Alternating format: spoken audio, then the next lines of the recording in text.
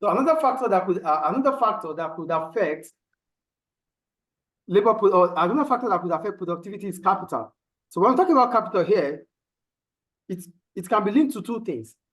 Either capital is replacing the workers with technology, or the existing technology is no more useful like the new one.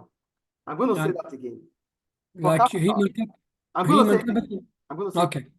For capital, we're talking about technology. So capital through technology might replace the workforce, labor. Clear. Or capital through technology will replace the old technology that is not in line with the latest trend. Can you repeat the last point? Yeah. Capital through technology can also replace an old technology that is not in line with the latest trend. Okay, clear. Yeah, okay. So these are two ways in which we can talk about capital, introduction of advancement in technology. So with technology advancement, the primary sector, the secondary sector, the tertiary sector becomes better.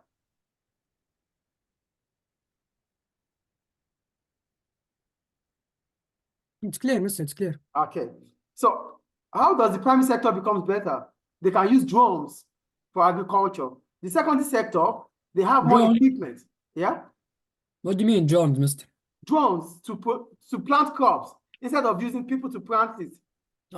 Drugs or drones? Drones. D-R-O-N-E-S, drones. Drones. Okay. Yeah, drones, yeah. Okay. It can be used. Yeah, it's technology. They'll be planting instead. Yes, instead of using people. People get tired. Technology would, it won't get tired. It will be quicker and more efficient. Yes. For the secondary sector, they could use robots instead of people. It's clear, Mr. And the tertiary sector, though, for the tertiary sector, we do services. Though we need to have interaction with people. Yes or no? Yes. But with there's also technology, this can involved. be done in a more efficient way. How? How? We have a laptop now. Instead of me to convert, okay, now you are far away from me, but with technology, I could reach out to you. Ah, okay. So we could use this link to have our classes. This is advancement in technology. But it has flaws, Mister. Yeah, everything has flaws anyway. Yeah. Everything has flaws. But you just have to, that's why we have what we call cost-benefit analysis. We're not there yet, so I don't know. So, but what I'm trying to let you know is that you have to think about the merits and the demerits before you take the decision. So if the merit outweighs the demerit, then you go on to take such decision. Okay. And I believe whatever we are doing right now has more benefits than problems.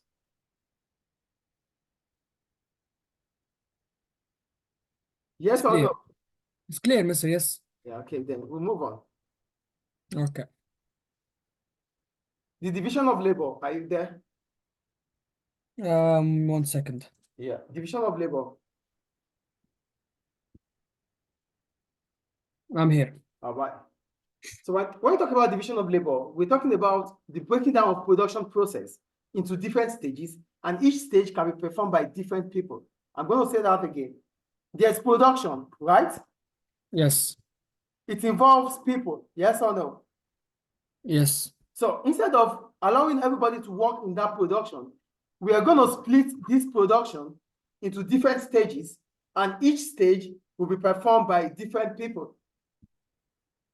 To make the process quicker. Quicker, better, specialization. Yes. So you'll be the math teacher, you'll be the English teacher, you'll be the account teacher, you'll be the... So this is what you continue to do for this school. That's what you continue to do for our school. So everyone has his or her own specification.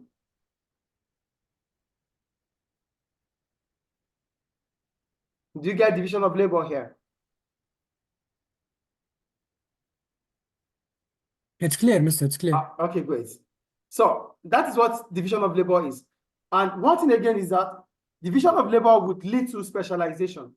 Division of labor would lead to specialization. So because you continue to do one aspect of the production, you become a specialist. And that becomes your own career path. You'll get used to it by... Yes, so you continue to do what you know how to do best. That is specialization. Is it clear? Clear. So we go on.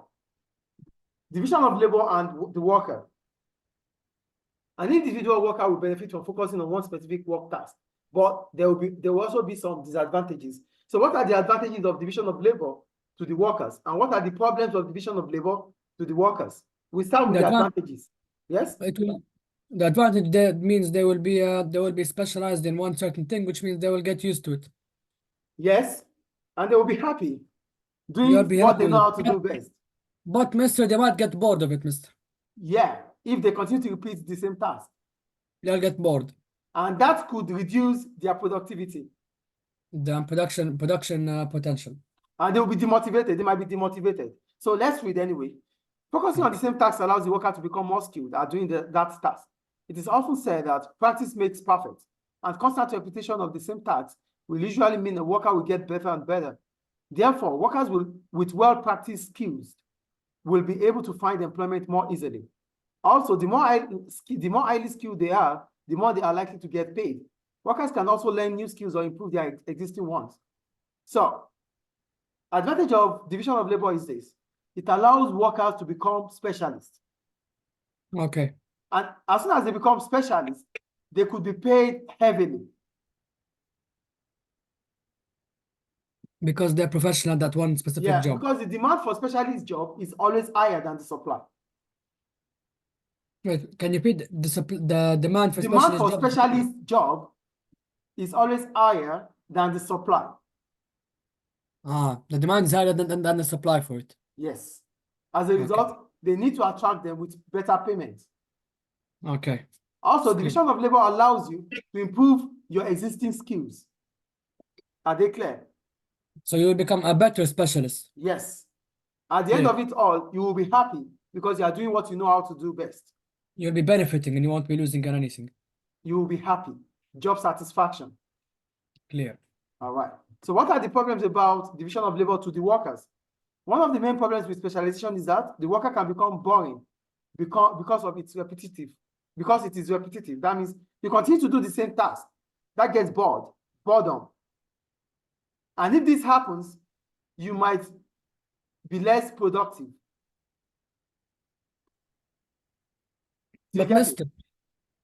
But Mister, won't all specialists get bored eventually because they're doing one thing over and over again? Yeah, that's why we say it's one of the problems. Okay. But not all anyway. Like teaching, for me, I don't see it as, I never see it as, boring. It's repetitive, but it's not boring for you. Yeah, it's repetitive, but not boring. It's not. Because one way or the other, you continue to find new ways of doing it. Clear. Is it clear? Clear. Another problem about division of labor and specialization is that you could be easily replaced with specialized equipment. Technology. Yes, because you are a specialist worker. That means if you are doing something special, they can create a machine for that special task. Then you're out of job. Clear. Another problem is that you might lack the flexibility to do other things.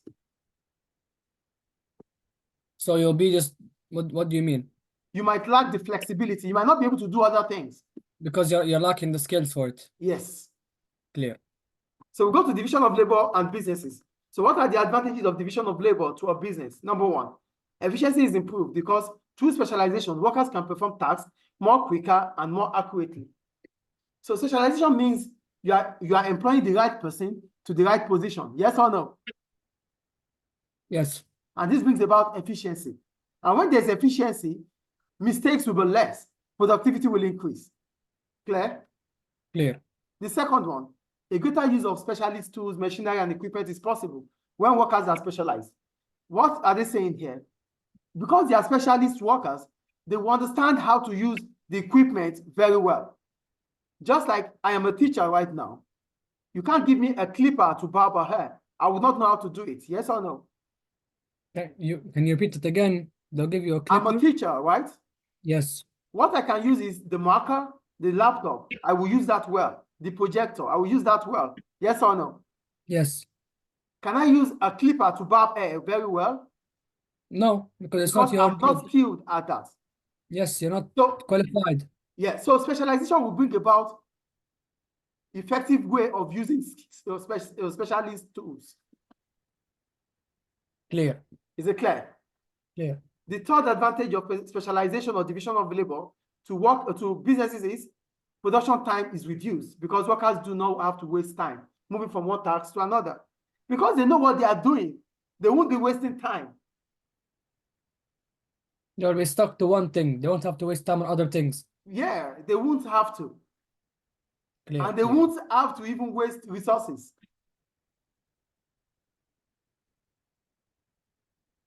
Clear. All right. And the next one. They won't have to move around a lot. Yes. No, they're not going to waste time. They're not going to waste resources. Clear. And the last one, the organization of production becomes easier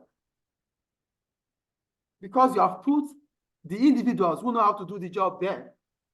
They fit into the structure. So if you are going to employ a specialist, you are employing that specialist because there's a special position. Yes or no? Yes. So the specialist will fill in to that position well. The specialist will fill into that structure without any problem because the position is meant for him or her. It's built for him. Yes. Clear. These are the advantages. Now, what are the problems of specialization to the business? Number one of the main problems of division of labor is that if the tasks are too repetitive and boring, people become dissatisfied and poorly motivated. This might result in poor quality work, staff arriving at work late, increased rates of absenteeism, and high staff turnover. In the worst cases, people become detached and try to avoid work. This will obviously reduce productivity and have an impact on profitability. The first problem about division of labor and specialization is that boredom. And when there's boredom for workers, they become demotivated. Dissatisfaction. They start being absent at work. They stop putting efforts. They'll be making more excuses to not do stuff. They will start making excuses. Even a headache would make them not to come to work for 2-3 days. And all these will affect the productivity, at the same time affect the profitability. Clear. That's the first one. The second one, problems can also occur if one stage of production depends on another stage. So if the first stage depends on the next stage, so if the first stage is not completed, we cannot go to the next stage. That is a problem. So if there's a stop in the first stage, it means we cannot continue the next stage. What do you mean, mister? What I'm saying is this. If we have specialists, we have divided the task, yes or no? Okay. The task is to produce a pen. Okay. So to produce this pen, there's department that produces, or there's individual that produces the ink. There's an individual that produces the plastic.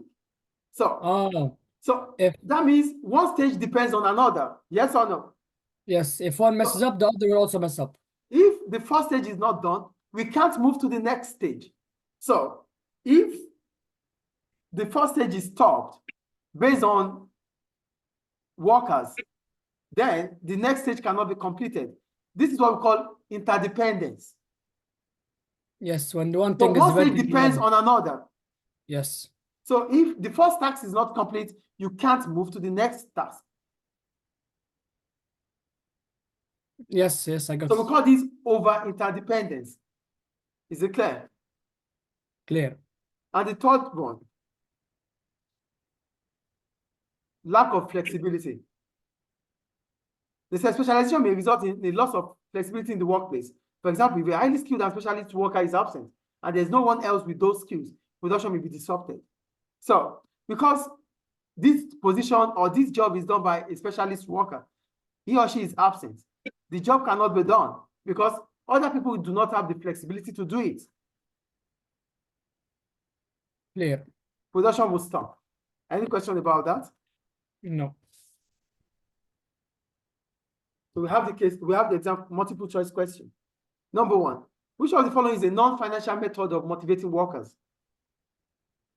A, job rotation. Job rotation. Thank you. B, number 2, which of the following is a reason why specialist workers might get bored? B, tasks can be repetitive. Well done. I think they are clear. It's clear. All right. So that ends factors, that ends productivity and division of labor. And I think we end our class right now because it's already 2 hours. Right? Yes. All right. So you have the case study to do. Which one?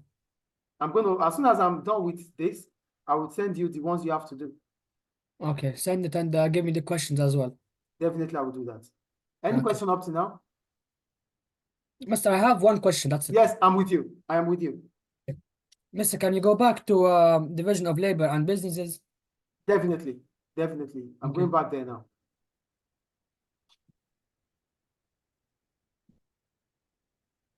Yes, please. For the second point, Mister, how is it beneficial for the business? Yes, it is beneficial for the business because they are gonna give equipment, machines to those who know how to use them. So they'll be specialized just for the individuals. Yes.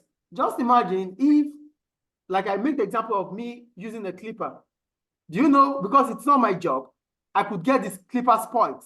Yes or no? Yes. So if firms continue to buy equipment, continue to buy machinery for those who don't know how to use them, what happens to them? They won't be producing as much output because it's not their specified area. Do you get it? Yes. Is it clear now? Now it's clear. Thank you. So we end the class for today. Okay. So I'll chat you up as soon as now. Okay, tamam. Yeah. Thank you. Welcome. Bye. Bye. Bye.